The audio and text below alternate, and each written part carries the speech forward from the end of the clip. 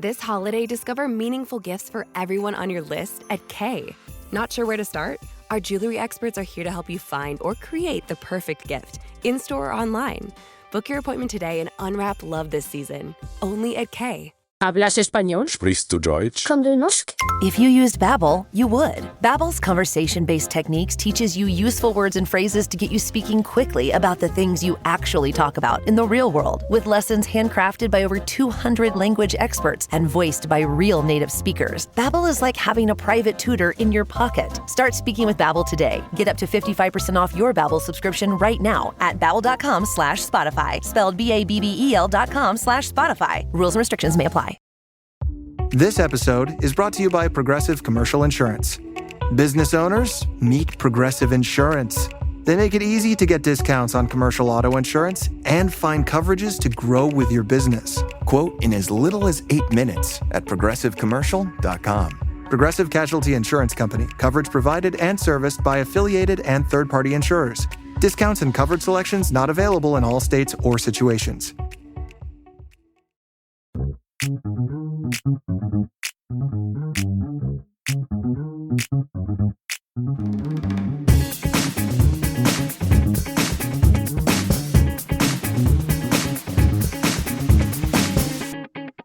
Back with another episode of Keeping Current with Kansas City. It's a little more somber today, although our pre-pod discussion was much more lively.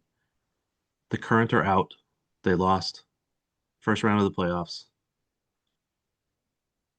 Carrie, are you still shocked? I am. It is not every day you get to watch such a dominant team get taken out by the last ranked seed for playoffs. Daniel? I don't know.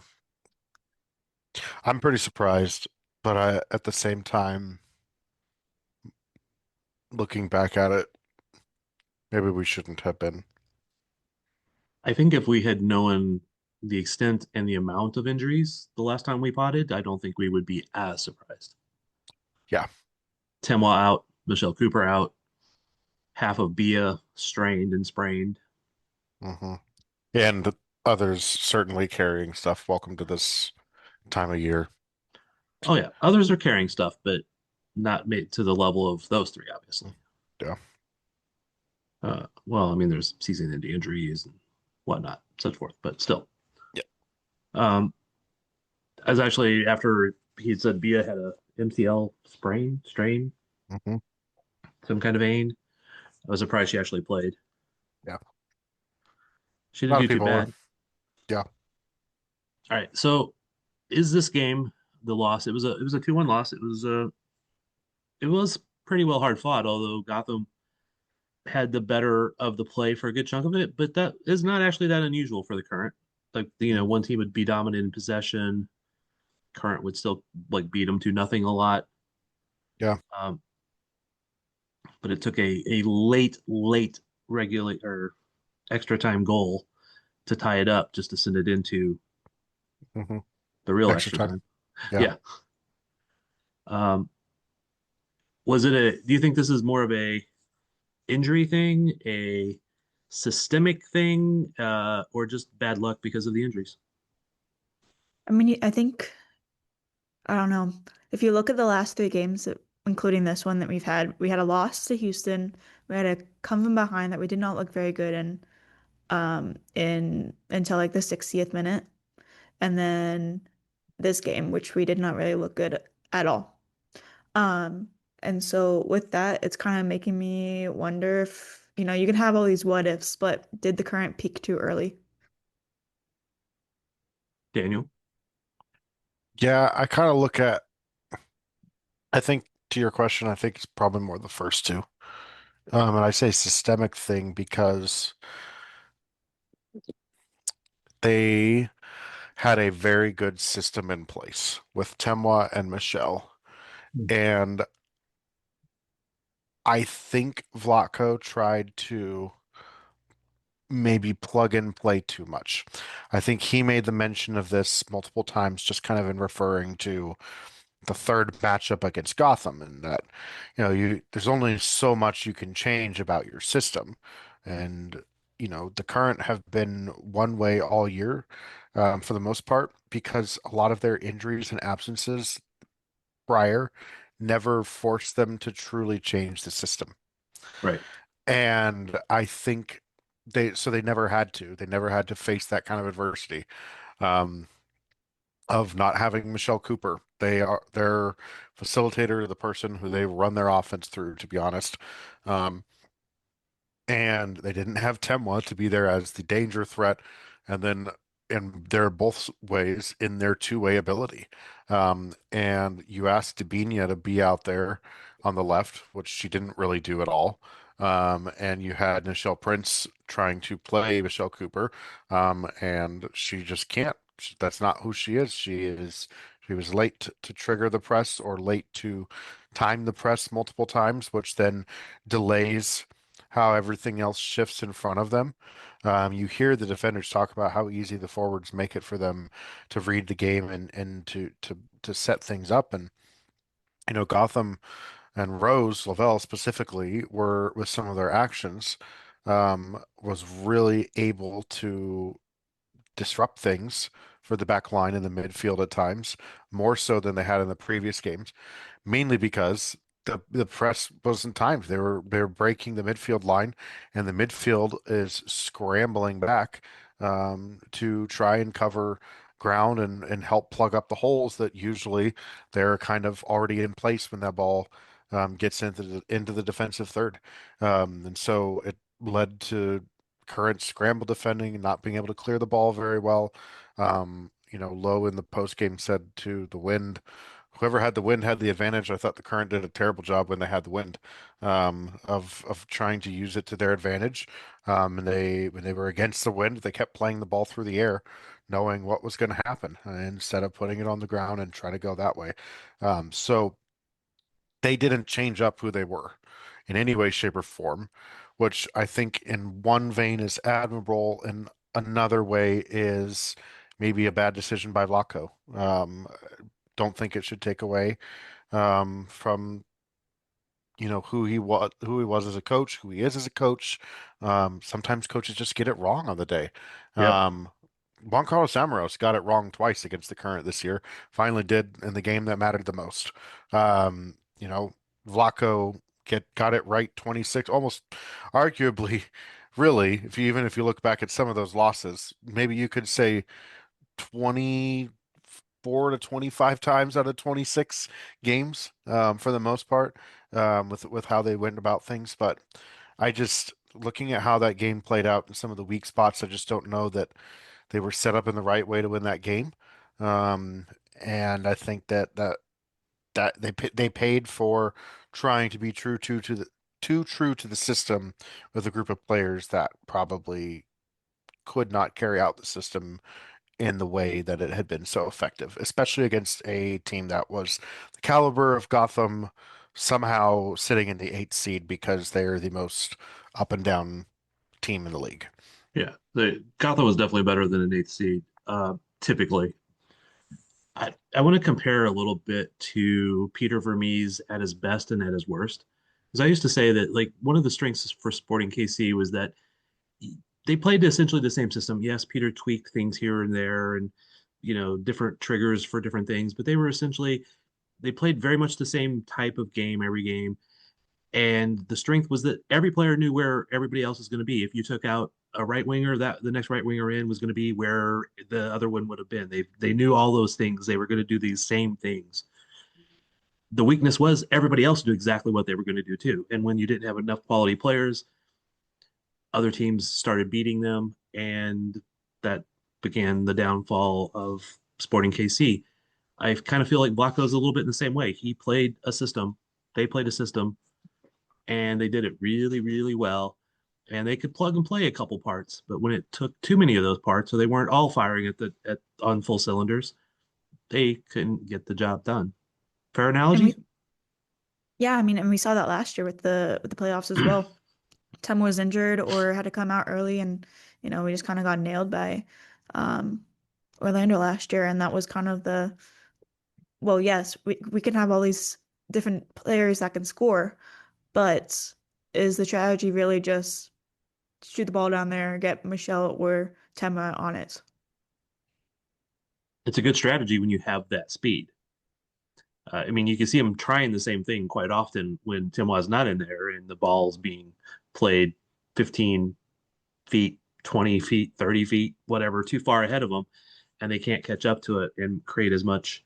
And then the reverse is that player can't get back as fast as Timoa could or Michelle Cooper could in that defensive triggering that Daniel was talking about. You have to be able to adapt, and I think that's one of the lessons I hope that Vlaco does for next year is that he will play games in a different style. He will play a half in this style and a half in that style and change players up and instead of trying to be a lot of the same thing. It's very successful when you have the players. It's very successful. And then when the playoffs, it's the story is always playoffs. The everything ramps up a little bit, a little faster, a little harder, a little this. You've been playing at such a high level, and then you lose your best players, and you can't take it up another level, and the other teams do. Yeah, I would have been interested to see if he would have flipped at some point throughout the season, flipped Ali Sentnor and Debinha.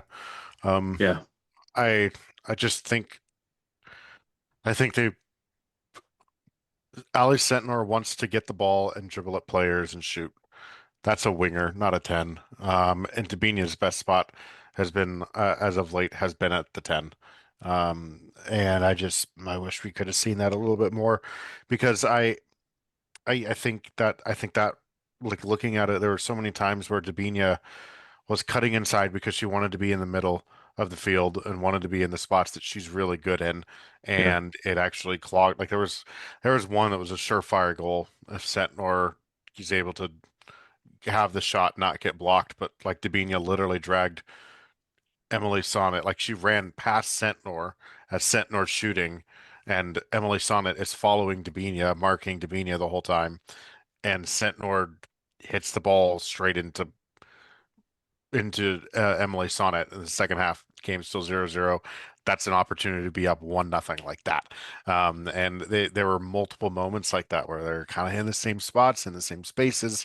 She was trying to come inside to combine with Bia, and it just didn't. It was it and then at times it leaves Izzy Rodriguez. She was out there having to defend one-on-one because they flipped Jaden Shaw out to that side, to the left side of the defense. And so then Izzy's having to defend a lot more helter-skeltery, at times. And so that just, in reality, like that's probably the biggest tweak that I wish, at some point they would have done throughout the regular season for them to feel comfortable to try and do it because I don't. She's not Temwa. She's not pacey necessarily. Neither is Debinha, and like it just maybe she would have had a little bit more good old basketball term of lane integrity. Stick in your lane. Don't clog up the space for anyone else, and bring defenders into other people's spaces. So when the ball gets there, they have the space to dribble and drive and shoot. And there's a lot of basketball and soccer parallels in reality. yeah. And that is one of them, in that moment. So, um, you know, maybe a full season of Ali Sentnor, um, a full off season to get to try her in different looks too.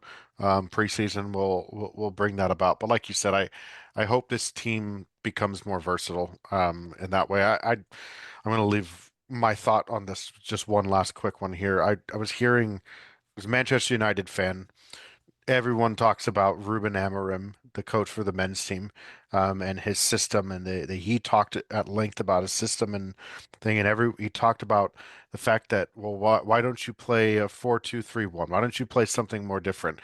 And he said, because I want keep this is the system that creates my principles. And if once everyone is fully in on the principles and the style of play and the system and all of that at a base level, when they can do that with their eyes closed and they can do it without me having to remind them about anything, and it is just muscle memory repetition, then we can try and tweak how that system is done within a certain formation. Then we can riff off of that. And like, a lot of people ask maybe what was, the current make the leap from 24 to 25. Okay, so they had their system, they've honed it in. Now they've really, really fine-tuned it. Now, can you riff off of that? Can you Right. become more versatile? This team is kind of getting a little bit younger here. We'll talk about some roster decisions that's coming in here, but they're younger while also having a couple of years of Experience. experience in the system. And I think that may be that's the next riff, the next level that I want to see for this team is a versatility to be able to be the same team identity wise in different looks and in the face of different challenges. Because that I think that the singular for who they were all year long, never changing, kind of bit them in the end when they faced adversity that they hadn't in any way, shape, or form yet. I just and That's interesting. You talk about the Manchester United coach. I can't say his name, Ruben. Yep. I hear people talking on the radio about him all the time about he should have been gone, but now all of a sudden they seem to be turning around a little bit because he's gotten them to a certain point and he did change things up. Again, I'm not Mhm. watching them, so I'm just hearing Yeah. other people talk. So it's interesting you said that. Um, Going to Sentner for a second, I would have actually liked to seen Sentner at the 9 actually because she's played that with the national team sometimes and has done pretty well with it. But also as a winger, she can do that and dribble in. But that requires a little more of a possession team, Hmm. which the current of you can be a very quick build up possession team where they've been much more of a direct over the top team with Timoa and Michelle, that sort of thing. Hmm. So I'd like to see them do that because they have the talent to do that. Yep. Um, I think that also maybe where you miss a player like Vanessa DiBernardo, right. who can actually not. I don't say this to be rude to any of the other midfielders, but someone who can really pass the ball. Like that is her game is line breaking, final ball giving, and accuracy and like being able to create that connection in the And in with the the way. proper pace. Not Yes. because a lot of the players can do it, but they're doing it at a Timoa pace or a Michelle pace, not a Dabinia pace or a Mhm. Michelle pace. You know what I Yep. mean? Yep. This episode is brought to you by Netflix. This Monday night, witness the end of an era. John Cena takes center stage for his final appearance ever on Monday Night Raw. One last match, one unforgettable farewell. Come celebrate the legacy of a true WWE legend. Monday Night Raw, November 17th at 8 p.m. Eastern Time, 5 p.m. Pacific Time, only on Netflix. Be there for the moment everyone will be talking about. Hey there, it's Dr. Sanjay Gupta with some exciting news to share. CNN is now streaming. That means you can read, watch, and stream everything in one subscription. You can watch news live 24/7. You can also explore catch-up videos and explainer videos, and you can also watch a library of CNN's originals, including my latest documentary, It Doesn't Have to Hurt.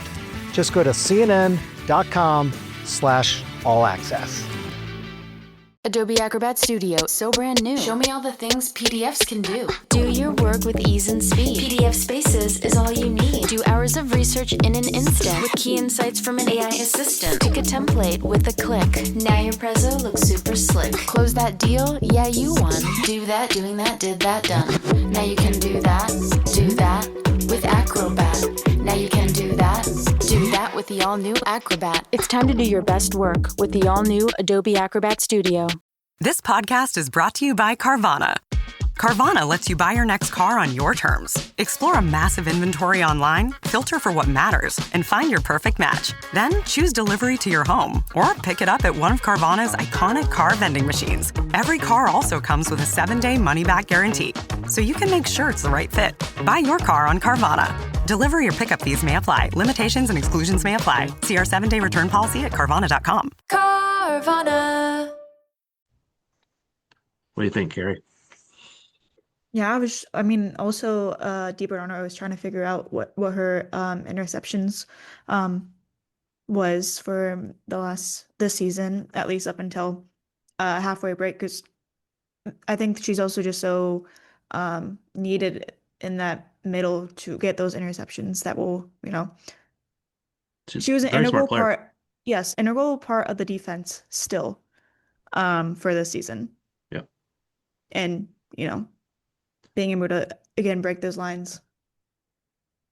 Uh, to go back to what you said for a second, Sperry, about they had 24, they put a base 25, they really honed that base, and now want to see if they can do something different for 26 and or riff on it or become better, whatever term you use. You remember when like kind of mid-season we're talking to Vlaco at some point and we're like, did you think this team was going to be this good at this point? And he's like, no, I didn't think it would be till next year. Yeah.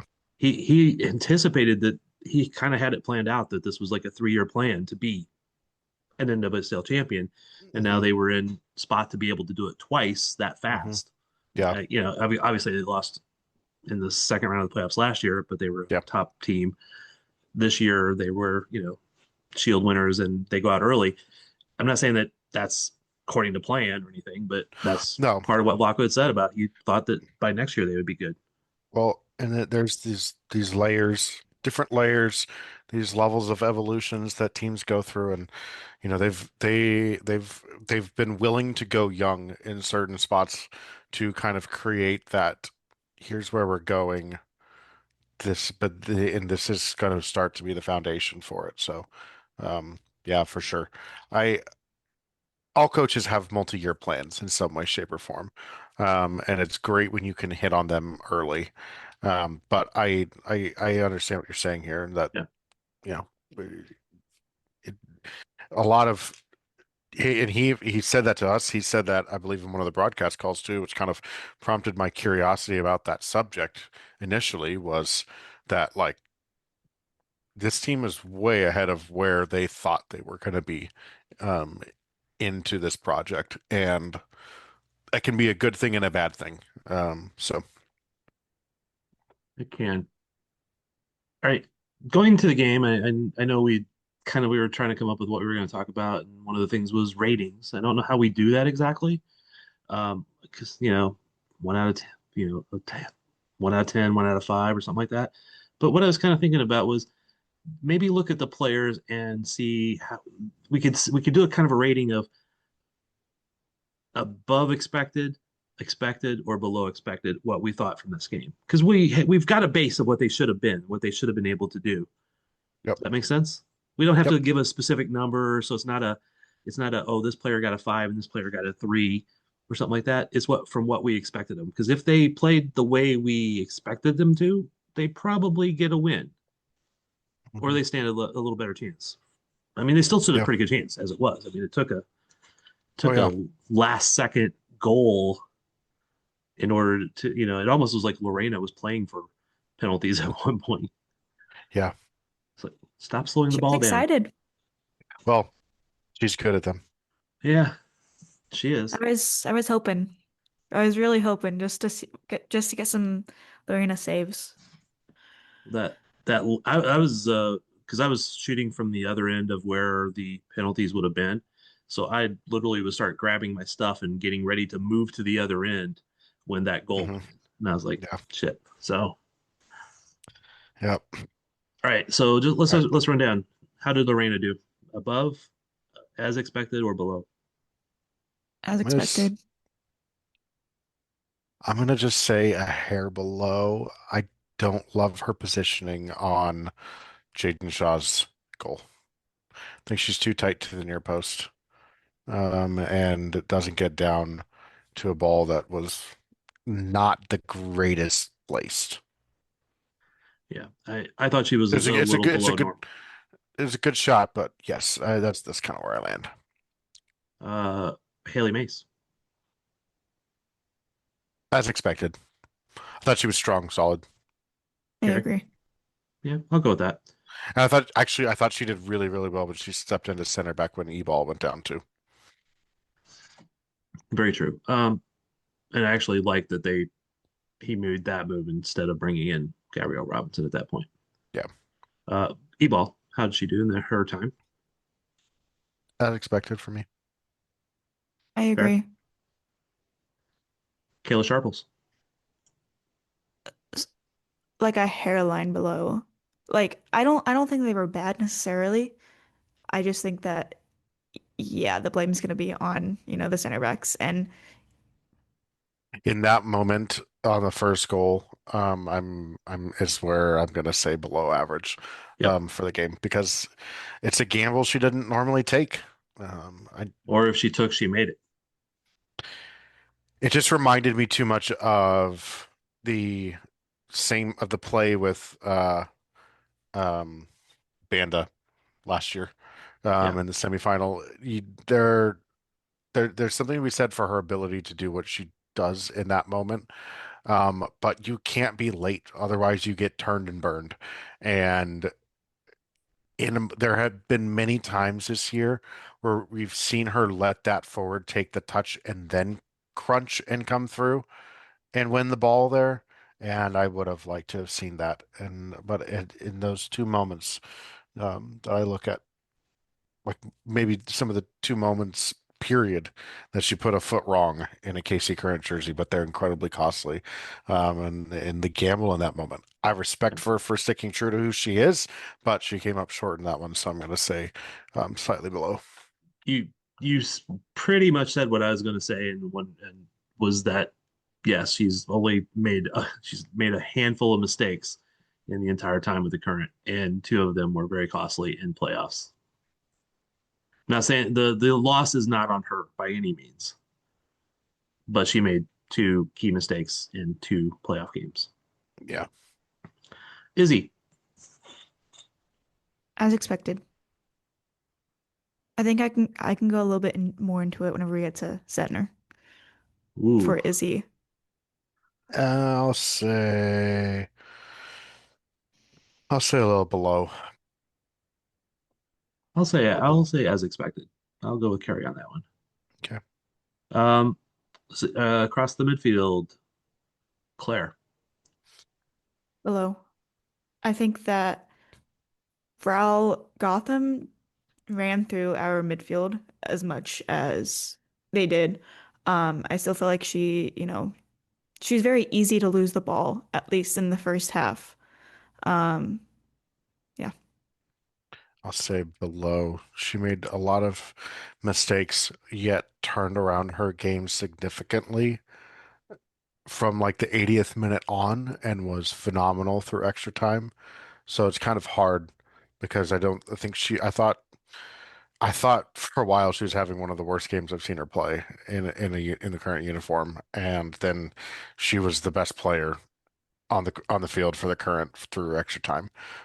So I kudos to a young player for being able to bounce back Yeah. the way she did in the middle of a game, but in general, much longer periods of her being below expected than above. So I'll say below. I'm going to throw a little caveat on my rating here for a second because a lot of times when we do these, I try to at least watch a good chunk of the game over again, and honestly, I've not for depression's sake. Um, I've watched the highlights, so don't get me wrong, but I felt like at times Claire was having to battle Rose Lavelle a lot because I saw a lot of that battle, and Rose Lavelle at her best is one of the best in the world. Her biggest knock is that she's consistently inconsistent with injuries. But when she's at her best, she's one of the hardest ones to defend in the world. And she was going up against her a lot, it felt like. And this is just from me shooting the game and watching it from that perspective. So I'm going to give her as expected, but I'll agree that she had better halves than there was times where she was better. There's times that she was not as good. Yeah. Guess who had who had the higher FOTMOB match rating? Hutton or Rose Lavelle? Well, because you're putting it like this, I'm gonna say Rose, but Rose was eating her up I'll most of that say, game. well, since he's saying that the way, I'll say Claire. Claire had a higher one, 7.7 compared to Rose with a 6.8. Yeah. See, I have quite a few photos of them two going up against each other, it felt like. And Claire was holding her own on a lot of them. But the thing is, I don't trust FOTMOB. no. Sorry. But that one did kind of surprise me. Anyways, All right, Captain Lowe. above. She had a good game. I would say, like, as expected, she took a beating though throughout that game, and especially in extra time. At one point, she was holding, I think she must have gotten like elbowed in the side, and then they just kept hitting that side on Yep. her. Sweep the leg, that sort of thing. Good old Jalen Howell. Yeah. No, I thought she was as expected, um, as well. She had good and bad moments, but the thing with Lowe is she can look like she's down and out and going to be carted off in a stretcher, and then 20 seconds later she's up and making the play. Yep. I don't know if that's just the old and wily kind of aspect of her. I don't think she'd like me calling her old, but anyway. All right. Midfield, continuing the midfield, Allie Sentner. Okay, below. But also, like, she hasn't met our expectations so far, I guess you could say, for the time that we've had her. To kind of piggyback onto what I was saying with Izzy, or what I mentioned with Izzy, I wish that Izzy would take a lot more of the free kicks instead of Sentner. And I think we got to maybe two or three, and I was like, okay, why is Sentner taking them at this point? I I don't think, know. when you have Izzy, who is making team of the week, team of the month, and a contender for top uh most Defender. assists for the season. Oh, Yeah, she Yeah. and did. She tied Cascarino for the most. but yeah, when you're in that when you have that type of player, it just feels like you should be taking more advantage of that than Ali Sentner was doing. Yeah. Daniel. I'm gonna say as expected. I actually thought she got into really good areas. I just didn't think like one Berger made an insane save on her in the first half. That ball was Yeah. destined for the top corner. Um, the the chance she gets in the right time, right shot, right chance twice. One of them is blocked by a player that was dragged into her space because that player, her own teammate, was out of position. And the other one in the first half of extra time, she put over the bar, which was a little disappointing. But ultimately, like, I want her in the positions that she got in, and she took the shots when she got there, which is what I was asking for last week. So for me, this was like as expected. Like this is what I kind of expected out of her in that role, was to be getting into dangerous areas and getting chances. And she did. She didn't finish them, which would have been great, but that she was at least getting there. Did she have a higher expected goals than anybody else on the team? I I would be stunned if anyone else had a higher. I, Nichelle Prince only did because of the one chance that she did in blue, which we'll talk about in a second. yeah, we'll get to her. Uh, I was going to say as expected for Ellie because to me, when I was kind of laying out this very lame rating system, was not that she was higher or lower than the other players. It's that they played at the level we expect them to from what we have had them this season. So I was going to say as expected for Allie, but Daniel convinced me to say she was above expected Okay. because she did have a couple of good shots. And I mean, it's kind of easy to gloss that over after the fact when they weren't scored, but Yeah. all right, front line. Let's start with the Dabinia. Well, As sorry. I would say, no, I was just trying to think. I was only going to say as expected because it felt like she was making the runs that we did not that we were trying to play if Temot and Cooper were in there. I think she made the most of what she had, which is why I was saying as expected.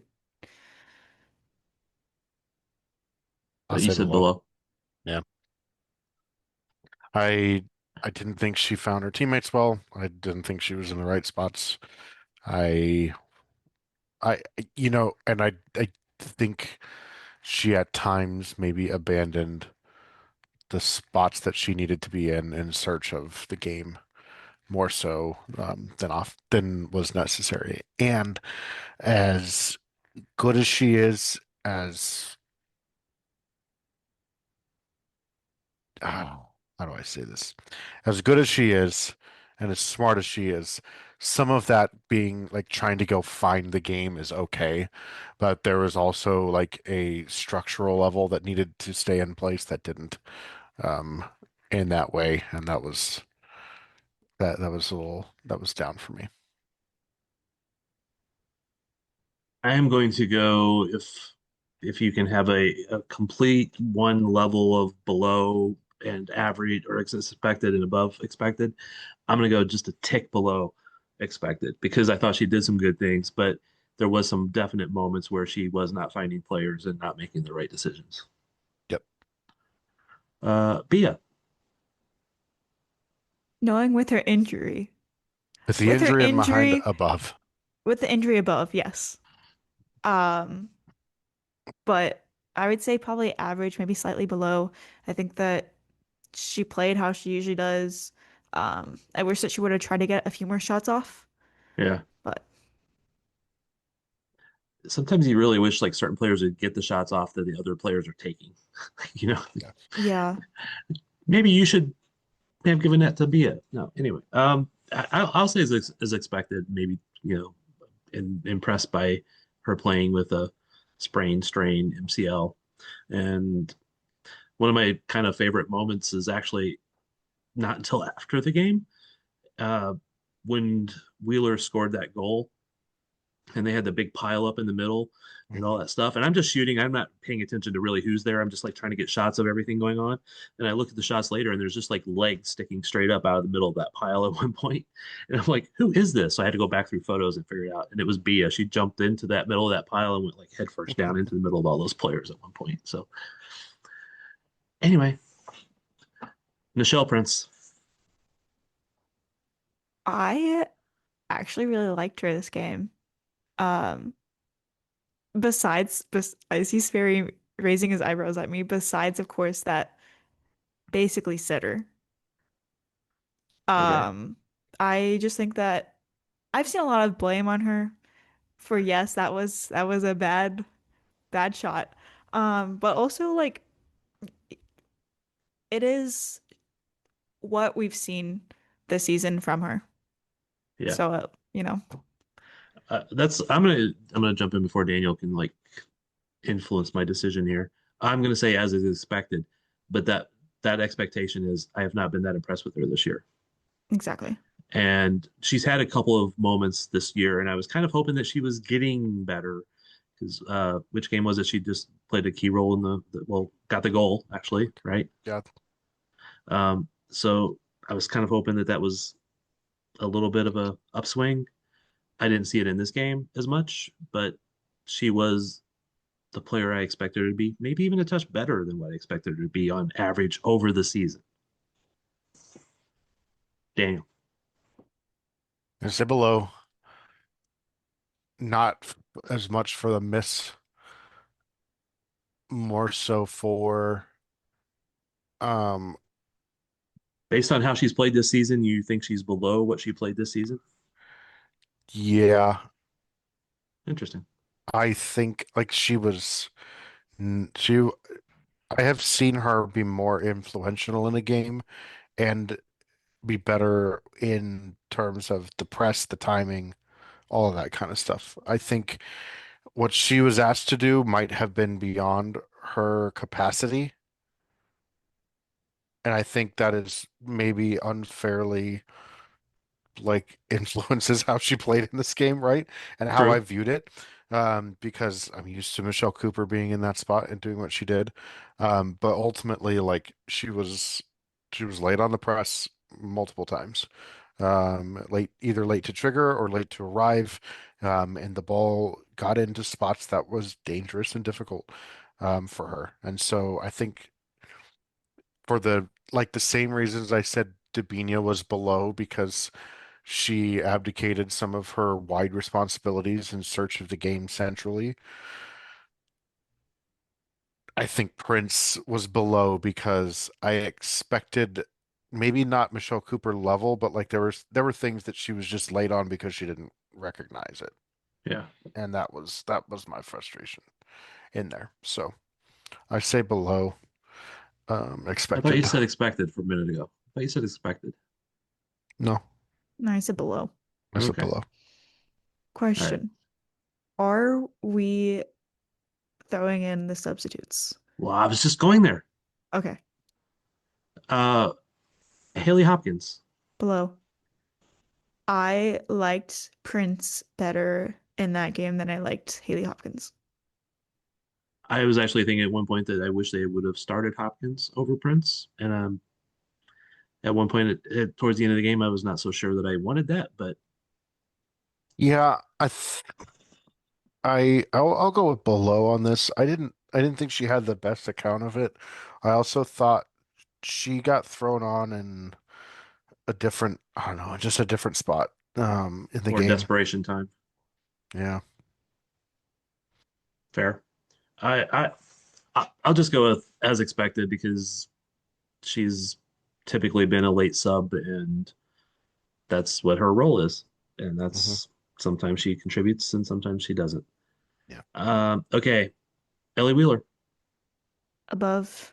Yeah. You gotta give it to her for Ellie that. Ellie Wheeler made the case that she should start. And last year she started up there when Michelle Cooper didn't play that spot. And I was like, wow, maybe we should have started Ellie Wheeler there.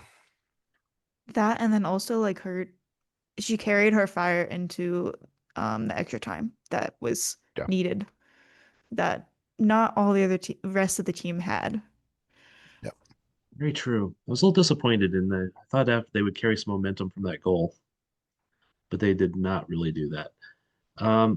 Two other players, and I don't know that there's a lot to give them, but Bailey Feist. She didn't have a ton of time. I don't remember how much it was, but the one game she played a significant amount of It's minutes in this year, she looked phenomenal in, and I actually thought she made some really good, incisive pass. Like she had a couple of really good. This says she only had one pass, and I disagree with that. I thought she got on the ball a little bit more than that, and made a couple. There was one that she sprung a really nice pass in, but I don't know. It's hard. She was in for 5 minutes yeah. in the game. They did concede the goal in that moment. But at the same time, like we hardly saw her in any way, shape, or form this season. So I'm just gonna say, as expected. I've Uh, rambled way too long for someone who played 5 minutes in that game. Sorry. yeah. Pfeiffer. She did actually have more time. So Above. She was really good. I'd say above too. She also kind of had that spark, that fight that seemed yeah. diminished in the rest of the 9, She only put one 8. she only put one uh pass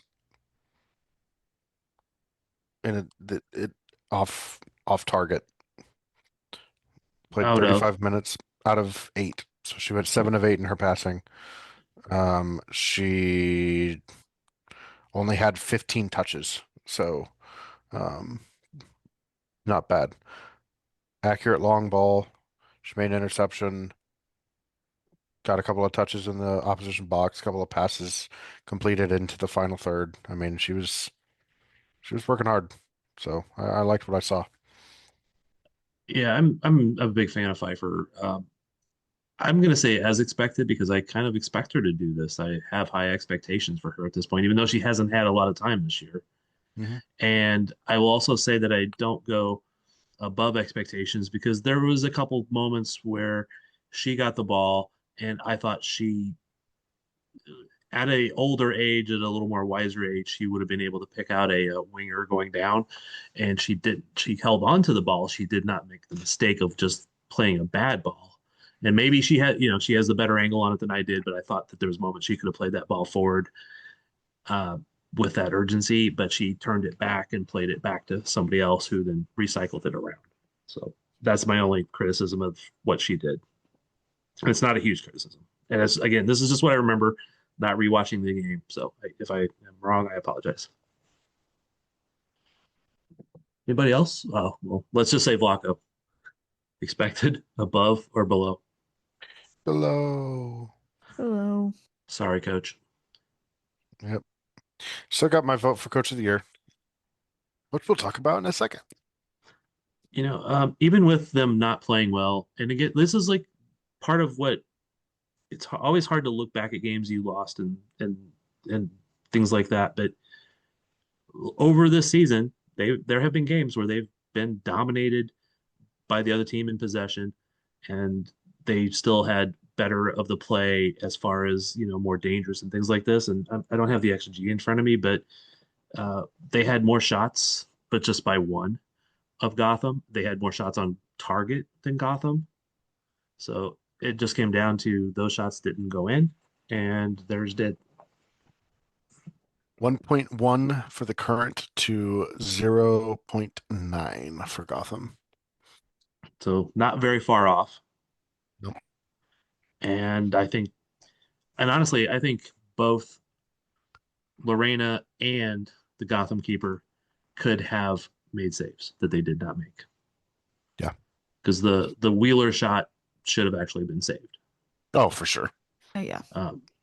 Heads up play by her, but yeah, it was a little bit of a lucky bounce.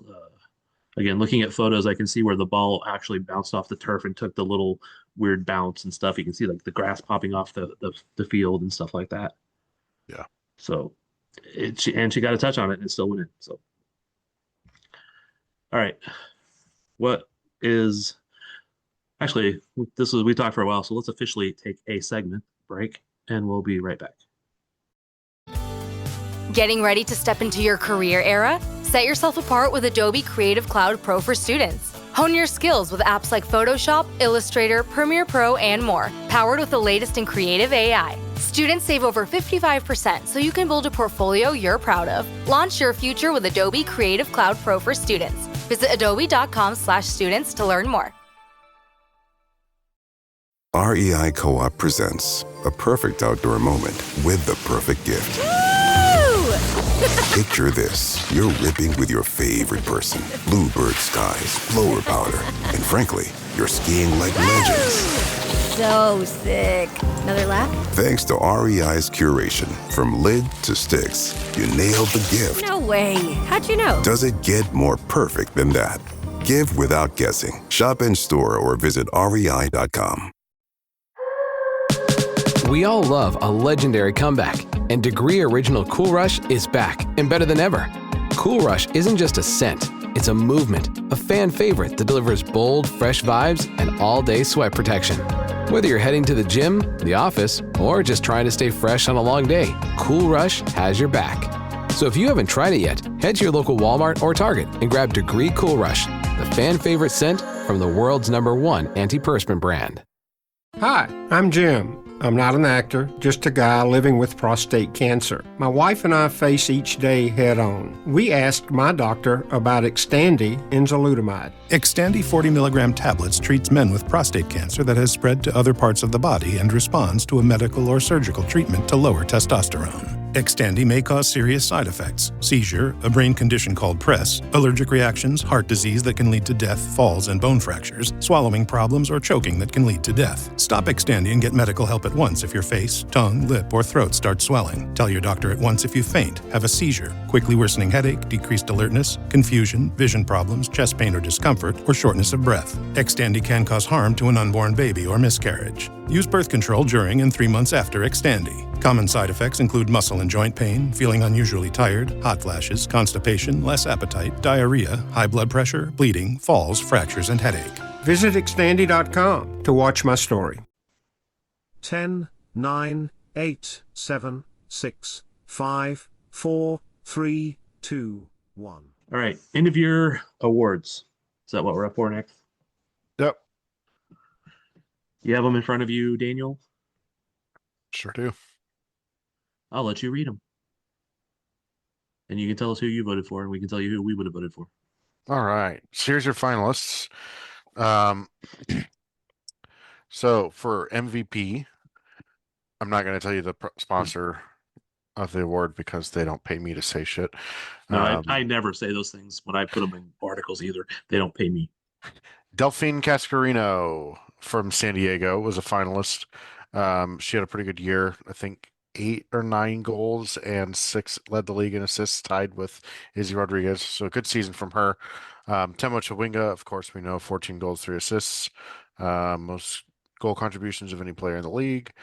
Esther Gonzalez, just below Temo Chawinga in the Golden Boot race. Actually lost out to third in that race to Manaka Matsukubo, who scored as many goals as her, but had more assists. She had 3 assists. So she was just a couple goal contributions shy of Miss Chewinga. And then Bia Zanerato, a finalist for MVP, which kind of surprised me. Me too. In general. But she's in there. She did have a good year. 7 goals, couple assists. Probably one of the best pure nines in the league this season, with the play that she had hold up wise and all that kind of stuff. So really good bounce back year for her after she missed a lot of the last season with injury. On to Defender of the Year. There is 3 center backs and 2 fullbacks. Jordan Bugg from Seattle Reign, Tara McCown from Washington Spirit, Avery Patterson from Houston Dash, and then Izzy Rodriguez from the Current, and Kayla Sharples from the Current are finalists. Do you want to go back here and let's discuss go back each and award? Because sorry, yes. I'm just reading crap off, and everyone's going to That's turn right. out. And I pulled it up too, so I was gonna put up. So let's go to MVP.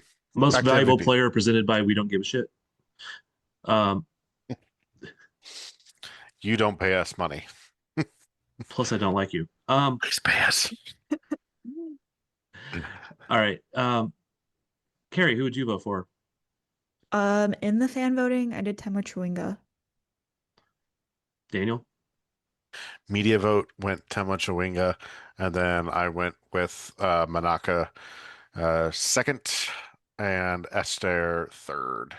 And then after that, I actually went Cascarino fourth and Zanerato fifth. I just don't like that they have multiple players in these awards that like split the vote, you know? Yeah. They're against us. Yes. Not I would really. go with I mean, Chewinga. the fan vote is such a minimal portion Yeah. of this. So I would go with Chewinga. I don't think there's a reason to do anything other than that. So yeah. Everybody else is competing for second, quite honestly. You read Defender of the Year, but just for refresh, Jordan Bugg, Tara McCown, Avery Patterson, Izzy Rodriguez, Kayla Sharples. Yeah. I went Sharples, Rodriguez, McCown, Bugg, Patterson, and I may or may not have flipped Patterson and Bugg. Off the top of my head, I think I had Bugg last. So Carrie? Sharples is the runaway. Yeah, I did Sharples. It was I mean, she has not really missed many beats since being in Kansas City, besides, those handful that we talked about earlier. Just in playoff games. Yeah, in some playoff games, but she's been such a staple Yeah. in turning this bad defense around. I would have to vote for Sharples, and I just try to make sure I'm not doing it just because that's the team I cover and prefer. I would vote for Sharples. I've been impressed with Bugg, but I've actually been impressed with her more with the national team than I was with Seattle. I don't know if maybe getting away from ChatGPT coaches helped her or not, but anyway. All right. Goalkeeper of the Year. You want to run that down also? Sure. Ann Katrin Berger from Gotham, Claudia Dickey from Seattle, and Lorena from your Kansas City Current. Gary? Save my vote for last. Okay. I mean, I did Lorena. It's a fan vote. Of course, I'm going to do Casey first. Also, Yeah. how couldn't you really, I guess? So little goals were given up this year. Yeah. Great defense in front of him and in front of her too. So that's one of those that I always struggle with. If I was voting for media, I would probably vote for Lorena.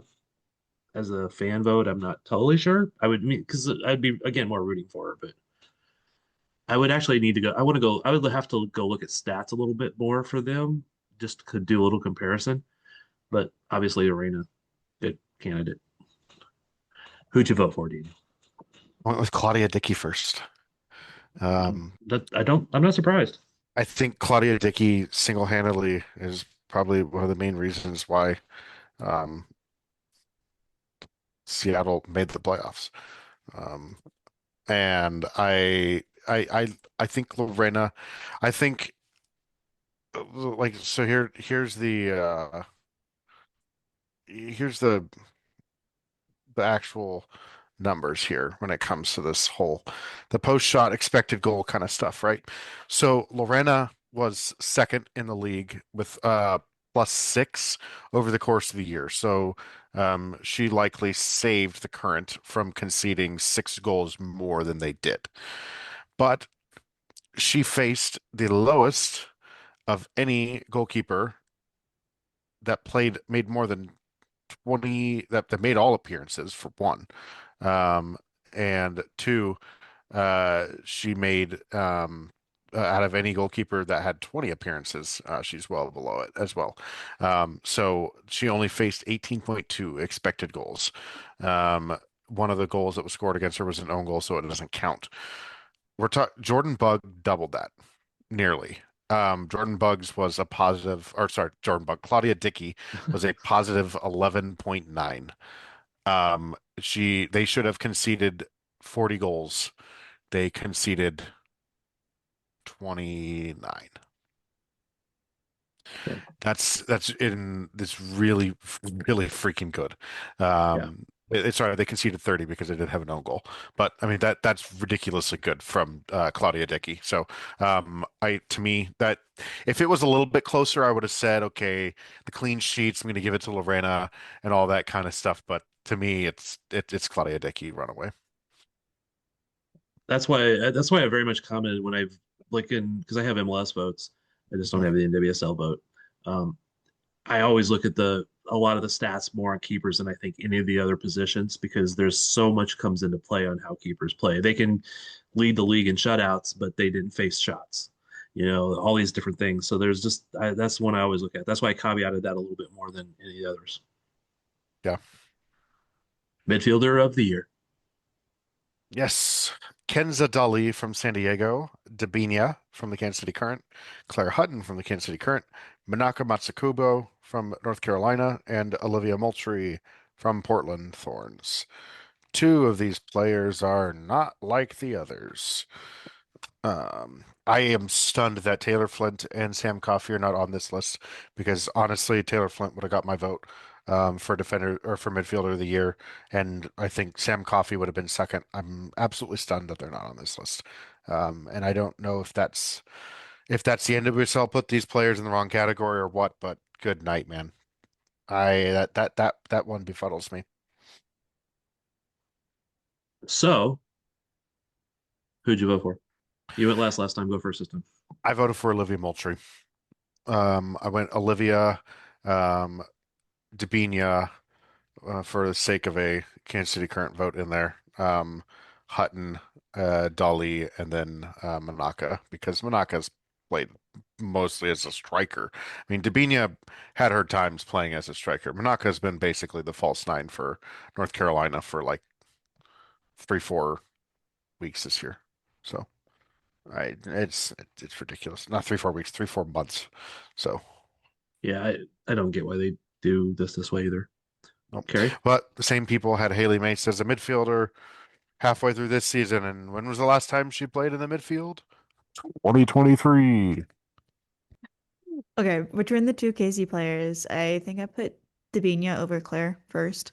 But I would also go with if my vote really counted. Let's be real. If it really counted, I probably also would have put Moultrie as first. Yeah, I think I would go for Moultrie, and then actually I would go Hutton over Dabinia. I just think he's been more consistent. As a young player, that's pretty impressive. And I also just kind of like having 2 young players at the top of this. Yeah. But I am also, like you said, surprised Coffey and wasn't in there. She's one of my favorite midfielders that's in the league. Yep. Rookie of the year, presented by somebody. Maddie Darlene, Lily Reel, and Riley Tiernan. I did Maddie Darlene. Okay. My official vote went to Lily Reel. You're talking rookie, walked in, national team left back. level. She was really good this weekend, man. It was Yeah. really good. Much better than in the first game that I saw her here. So yeah, that's a darn good player. So There is a reason she's called up to the national team, even though yep. people didn't like it. Yeah. Oh, I didn't say, Yeah, did I? who'd you vote for? Or who would you? Actually, my vote would be between Lily Reel and Riley Tiernan, but it would probably go to Reel. If Tiernan had been able to somewhat keep up her pace from the first part of the year, I would have considered it. But Yeah, Friel was just solid all year long. Surprisingly solid all year long. totally agree. Coach of the year, and this is one of those that I've always advocated. I think Coach of the year should not be just for the regular season, but because it is for the regular season, I would have to go with Vlatko. The three candidates: Vlatko Andonovski, Adrian Gonzalez, and Beverly Yanis. Mm-hmm. I also went Vlaco. Although this coming out after the first round of playoffs, I know got Sperry reminding people that it was just for regular season on Blue Sky. Yeah, my point was I think the conversation around this award would have been different. Um, Ultimately, Blanco's team finished 30 points ahead of Bev's, and I think Yep. Bev deserves it more so than Adrian. Although I'm impressed with what Adrian did, but that's a really freaking that's one of the most expensive and best rosters in the league. So, um, I I don't think they were that much better or different.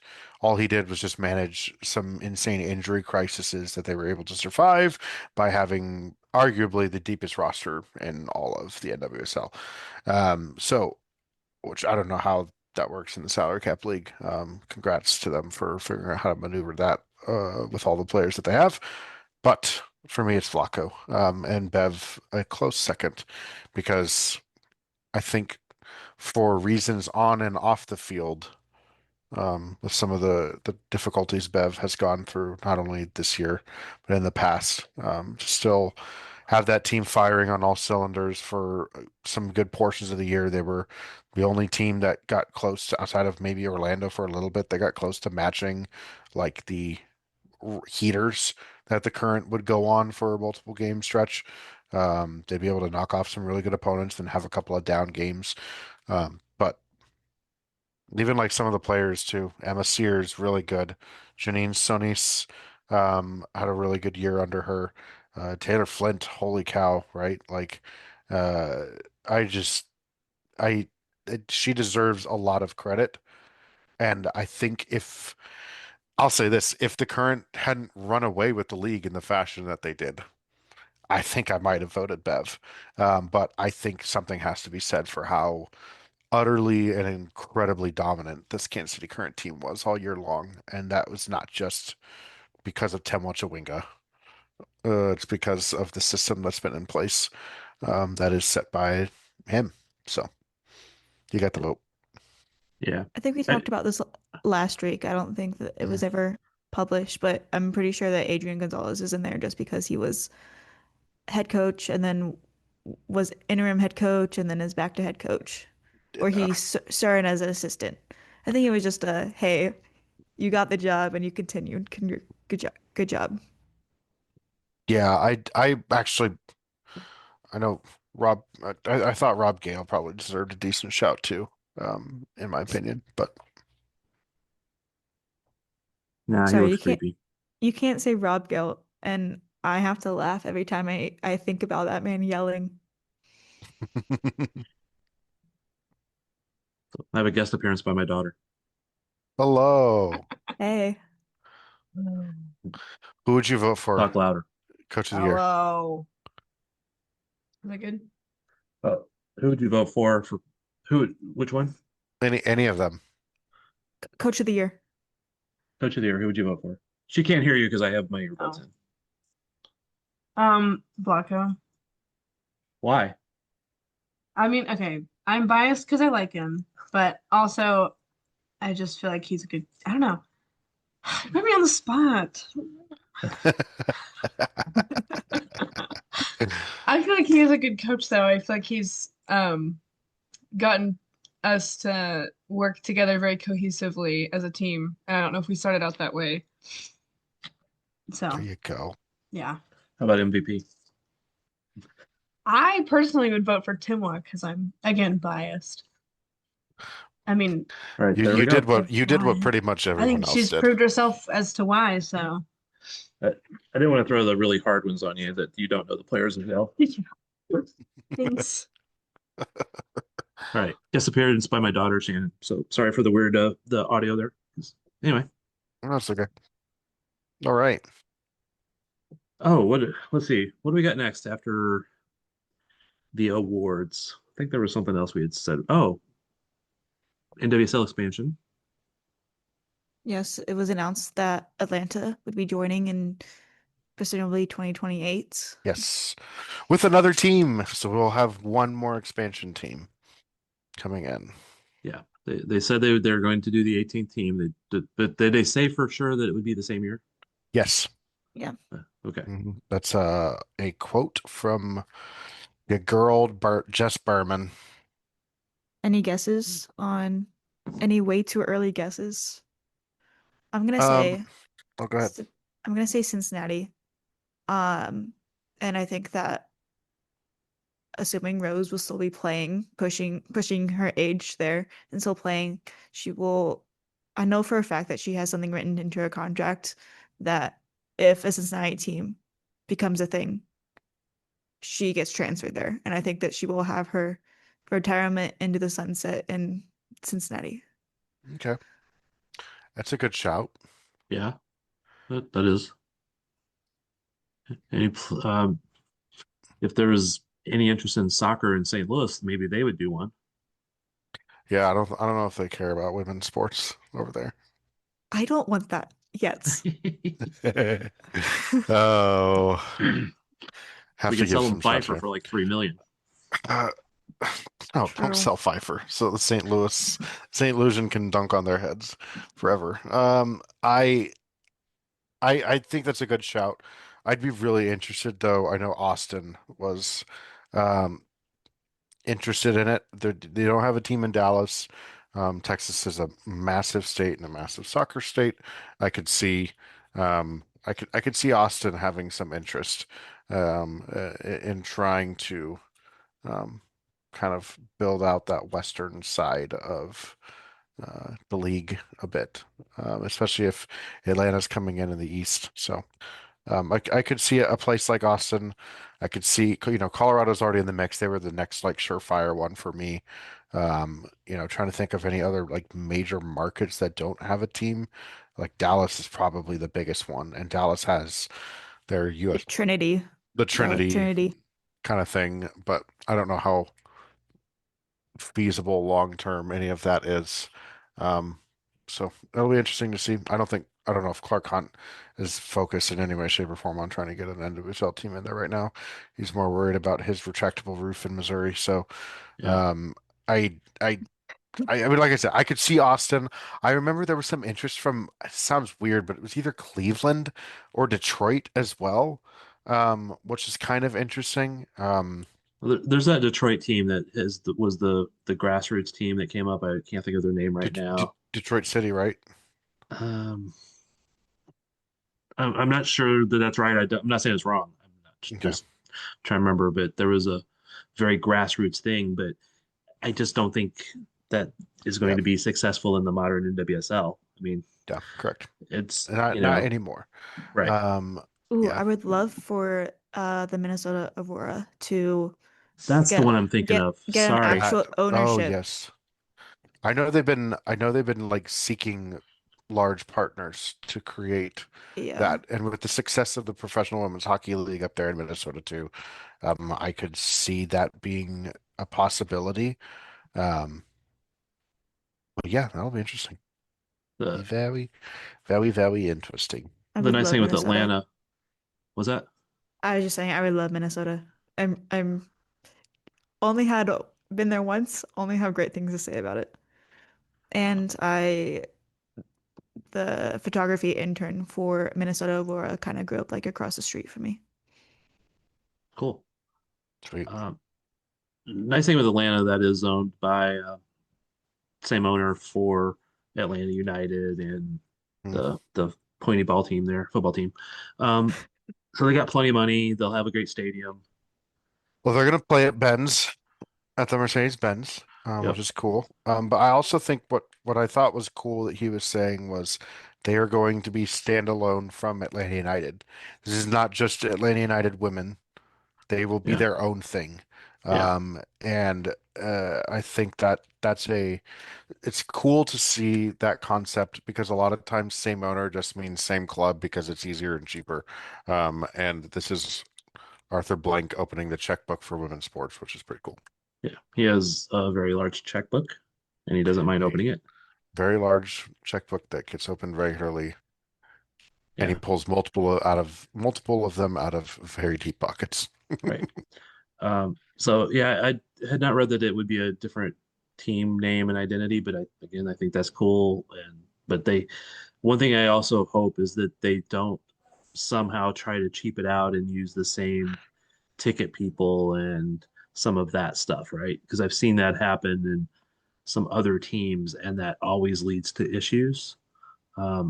Actually, back in the however long ago that St. Louis actually did have a professional women's team and a NASL team, AC St. Louis and St. Louis Athletica. One of the reasons they struggled so badly was that they had the same ticket people and things like that. So like you could never get ahead and sell tickets. Like, you know, you were always like selling for the next weekend. So you were like on Monday trying to sell for Saturday. It just doesn't work for lower level leagues like that. And if you try to combine that effort at a higher level league, I think it's just going to be that much worse. Washington Spirit better watch out because they will be coming for Croy Bethune. She's from Atlanta. And when you talk about Austin, saying that you've heard interest from Austin, is that the same owner? Yes. So yeah, I'll say this: it's not interest from Austin necessarily in an ownership say. It was more of there is like fan interest. Fans want okay. the team to come. It's a matter again. It all comes down to it's a matter of donors and money and who's going to be their partners, and like I'd say donors, but money Owners. partners, Yes. people like that. Can you get the funds together for it? And I think there just might be bigger fish that are ready for it than Austin is. Well, I sure as heck don't want Precourt in the NWSL, but no, but my understanding is they are friends with he's friends with the Longs. The Longs are friends with him. So that lends more credence to Austin. Maybe that's why I asked if there was real interest or it was just like, you know, a little rumor type of thing. Yeah. Well, Austin did host the Summer Cup that was in October. No, it was San Antonio. Was it? Yeah. Oh, okay, my bad. Disregard that. You're okay. Other hot Texas city That that's starts not with an A. located by the ocean. Yeah. It has very good Mexican food. My best friend is from San Antonio and he complains about tacos here in Kansas City all the time. And I'm like, dude, they're good here. He's like, they're not like they were at home. So I'm like, okay. We just had that discussion again last night. All right. Yeah. Honestly, I'm a little less worried about where it's at. I just don't want it to be on the West Coast, quite honestly. Just somewhere Midwest to East. That's what I'd want. Yep. A little more travel friendly for doing stuff. What else do we need to discuss from NWSL, the current? Oh, wait. One of the other big news. Can't believe we didn't really mention this. Haley Mace has announced she's leaving. The Yes. Current announced it today, but Haley announced it the day before. Yes, last night. Which a little surprising that it's so early.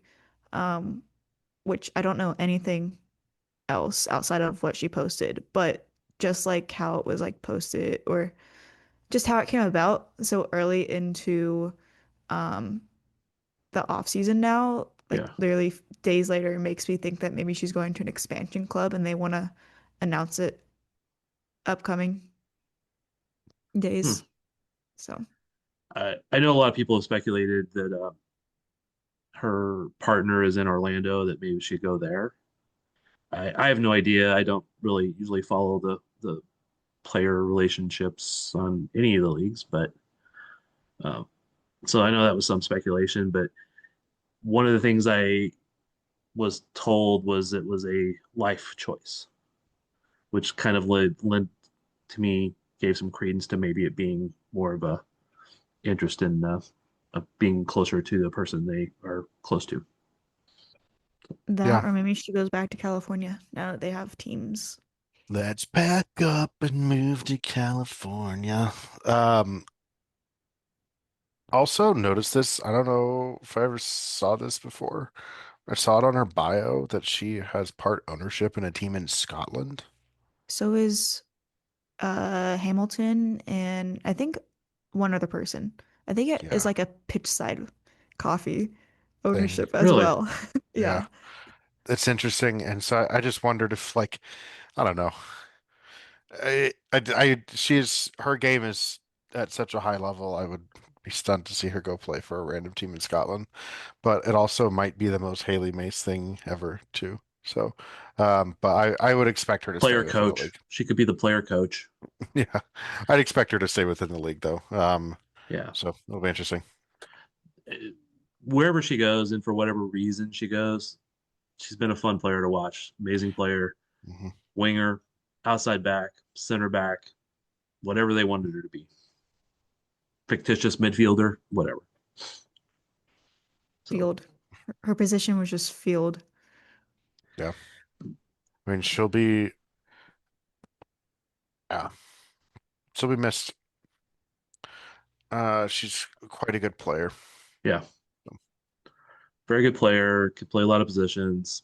Always gave her best. Played hard. There's nothing not to like about her game. So had a cup of coffee or two with the national team, and so wish her well. They do. I think we'll get together next week and try to break down the roster because they probably won't have announced any other moves by then, hopefully. But they do have at least Ellie Wheeler that can play in the back, and Katie Scott. I don't know, but I think she's out of contract this year, but we can Mhm. break all that down in a future episode. Yep. Uh, Carrie, any thoughts to wrap this whole pod moment? Any pontificate on the value of the Shield versus playoff, or just just lament. You, I just want to say that with it being a Gotham, Spirit, Portland, Orlando semifinals, take in this moment to hate watch.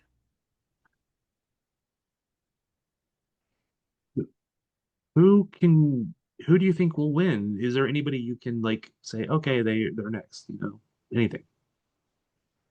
No, it is the last four winners. So everyone loses in this situation. I could see Washington winning. I could also see Orlando. I think those are the two for me. Yeah. Those are the two for me. I think Orlando's figured it out without Banda. And